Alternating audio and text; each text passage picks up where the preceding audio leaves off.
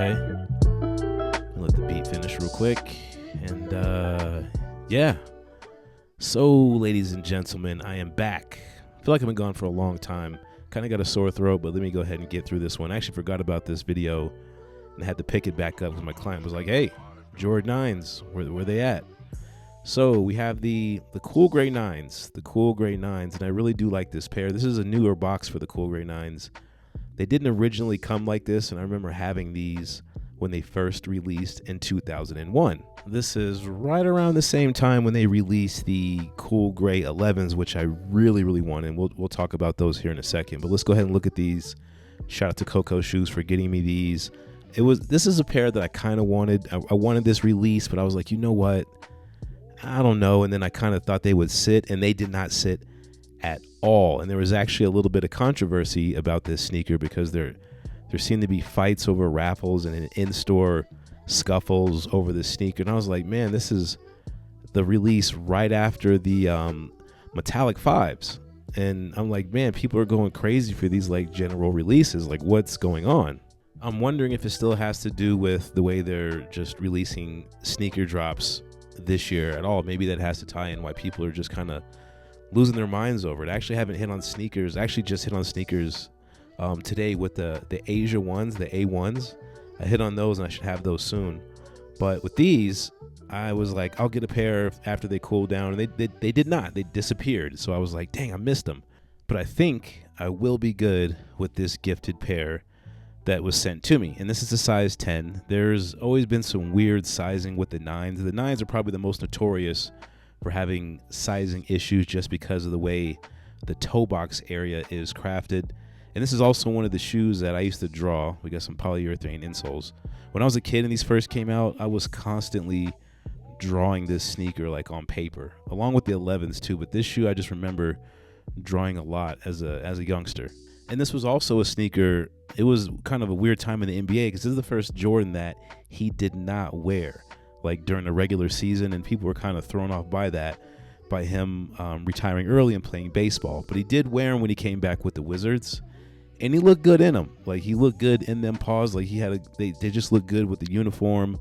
Jordan always had a tendency to make basketball shoes look good on his feet in game, and it was just an interesting color. I'm glad he wore these as in his playing career. And he also wore these too, the 11s. I did a video on these, several videos. I took them on court, outside, as a matter of fact. I took them outside and played in the cool gray 11s. And I do like the cool gray 11s more than the 9s. Is it because of 11? Sort of. I mean, yeah, I like the 11 better than the 9, but I do like the 9. I have a lot of love for the 9, but I do think the 9 gets a lot of hate. The 9 also got a bunch of spin-off sneakers.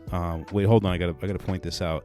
They have the Jumpman pointing in the right direction again. I think this started with the olive 9s. Before it wasn't like that. Here, let me show you another sneaker that has it going the wrong way. And it's hard to make the midsole all over again, to make billions of midsoles the right way.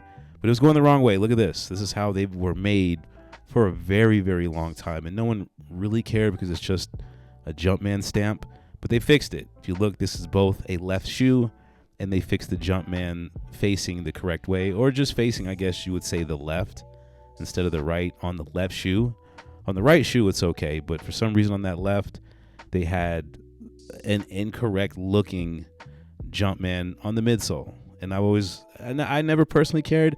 I always cared more about the overall fit of the 9s. I really like the 9s, and that's why I like this particular colorway I have, not the gray, but these other ones, because they look closer to the Chicago, the first pair that he ever made, those 9s. And this was another pair I really liked. I'm glad they re-released these. I did have not the OG, but the second release that they made also in the early 2000s. I remember getting these from East Bay, not eBay, East Bay. And this is when you could do like cash on deliveries. It was such a good time to be alive. Got these on East Bay, and I loved them. They held up really well.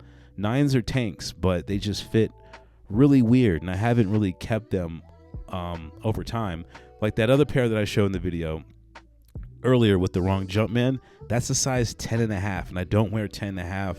I typically wear 9.5 in Jordan 1s and 9.5 in Jordan 11s.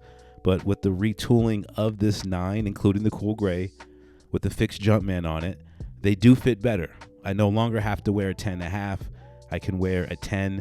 So I would say personally go a half size up if you wear like a half size in a Jordan 1. So if you wear 9.5 in a Jordan 1, go to a 10 in the 9s.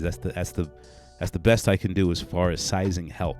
And I always hated that I have to wear a 10.5 because for me 10.5 is such a weird sizing, and I was like, man, that sucks to have to wear 10.5. But wearing a 10, 9.5 in the 9s, I mean, this goes back to like 2012 with the Johnny Kilroys. And that's another thing. Remember they made like that 9 Jordan mysterious, like if Jordan retired for baseball, but he actually did it and he was still playing in the league under these different names. And one of them was Johnny Kilroy. I can't remember all the other names. I think it was like Motorboat Jones, which actually sounds funny now. Johnny Kilroy was another one. There was like a Knicks colored pair as well. But they had this little weird story because there was actually a commercial about it. I should find the commercial. Here it is. I found it. I paused and went and researched it. But this is like different personalities. And they went kind of deep on this commercial, though. It was actually pretty funny. Some people thought it was real. And it's an older commercial. I had actually never seen this commercial growing up. So when I was like, where are all these shoes coming from? It was from this commercial. And I was like, oh, they made like 4 or 5 pairs of sneakers, all concept-wise, off this one commercial. And there were some good pairs. There's the Johnny Kilroy character there, and that was just Jordan in a different jersey. And I sadly sold my Johnny Kilroy 9s because, again, the sizing and a size 10 was a no-go for me. And I believe they were patented. Let me look at them real quick. Were they patented? Yeah, they were kind of patented, so I just had to sell them. I wouldn't buy them again nowadays, but they were dope. But that is my video today, guys.